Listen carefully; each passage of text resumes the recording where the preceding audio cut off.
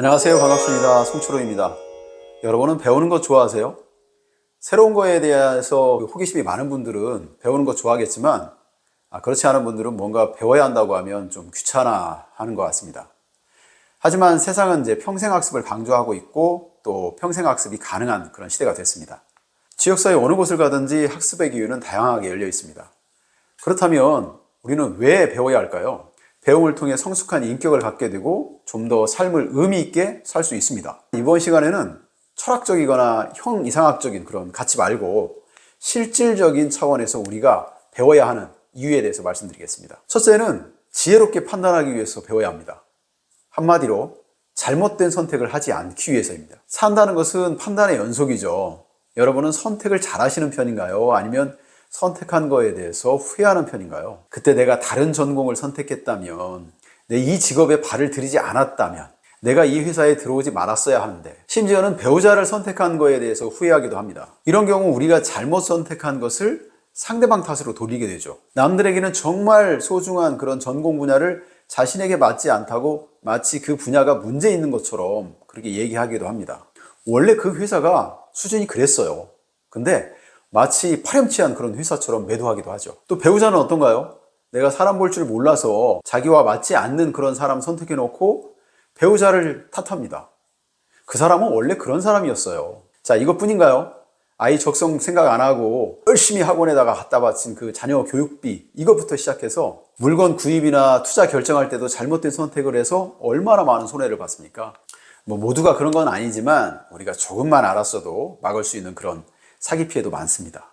나중에 보면 정말 어처구니 없는 그런 조건인데 잘 몰라서 사기를 당하게 되죠. 물론 알았다고 사기를 당하지 않는 것은 아닙니다. 다만 당할 수 있는 확률은 줄일 수가 있다는 거죠. 이처럼 우리가 살아가면서 만나게 되는 수많은 판단의 순간에 좀 더 지혜롭게 선택하기 위해서 우리는 배워야 합니다. 둘째는 성과를 올리기 위해서 배워야 합니다. 이제는 열심히 일하는 시대가 아닌 스마트하게 일하는 시대입니다. 같은 일을 해도 누가 했느냐에 따라서 성과가 달라집니다. 물론 타고난 능력은 어쩔 수가 없습니다. 정말 뛰어난 사람들은 다른 사람들이 아무리 노력해도 따라잡기 힘듭니다. 현타가 오죠. 하지만 그들과의 비교가 아닌 자신의 성과를 향상시키는 데는 후천적인 노력으로 얼마든지 가능합니다. 방법을 알고 일하는 사람과 그렇지 않은 사람의 차이를 여러분은 잘 아시겠죠? 방법을 모르고 일하는 사람을 보면 정말 답답하죠. 시간은 많이 걸리고 결과는 별로입니다. 자기 생각대로 일하는 사람도 마찬가지입니다. 이미 학문적인 그리고 실사례를 통해서 검증된 그런 기법들을 사용하게 되면 짧은 시간에 자신이 원하는 것을 얻을 수가 있습니다.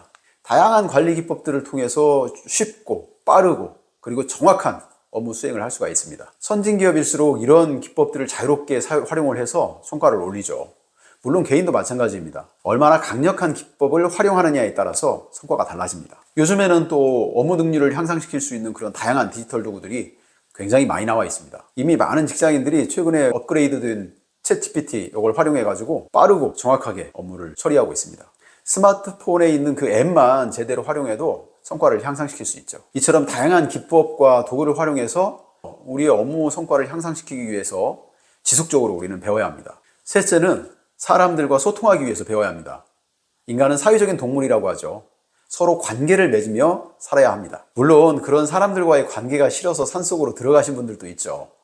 인기리에 방영되고 있는 나는 자연이다, 이런 프로그램을 보면 혼자 사는 것이 편하다고 합니다. 그런데 그분들도 보면 방송이나 스마트폰 이런 것들을 통해서 세상 사는 이야기들을 계속 듣고 있습니다. 여전히 세상과 소통하고 싶은 거죠. 이렇게 우리가 살아가는데 소통하는 것은 아주 중요합니다. 그런데 소통하기 위해서는 소재가 필요하죠. 아무 의미 없이 중얼거리는 것을 소통이라고 할 수 없습니다. 내가 소통하고자 하는 그 사람과 공통된 주제를 가지고 이야기할 수 있는 그런 이야기거리가 있어야죠. 요즘처럼 빠르게 변하는 세상에서는 새로운 소식에 적절히 대응하지 못하면 다른 사람들과 소통하기 어렵습니다. 옛날 얘기만 하다 보면 주변에 남아있는 사람들이 현실 세계와 좀 소통하지 못하는 그런 사람들만 남게 됩니다. 정치, 경제, 과학 이런 다양한 그 사회의 변화에 대해서 알고 있어야 합니다. 다른 사람들이 하는 얘기를 못 알아듣는다면 그 무리에 끼어가지고 얘기하기가 힘들겠죠.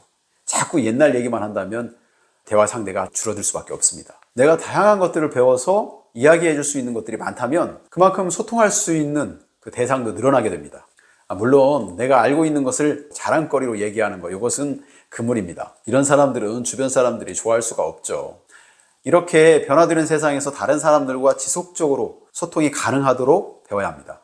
이 시간에는 우리가 왜 배워야 하는지에 대해서 좀 나눠봤습니다. 첫째, 판단을 잘하기 위해서. 둘째, 성과를 높이기 위해서. 셋째, 소통을 잘하기 위해서. 어떤 것이라도 좋습니다. 관심이 있는 것부터 하나씩 배워나가면 지금보다 훨씬 나은 내일을 우리는 살 수가 있습니다.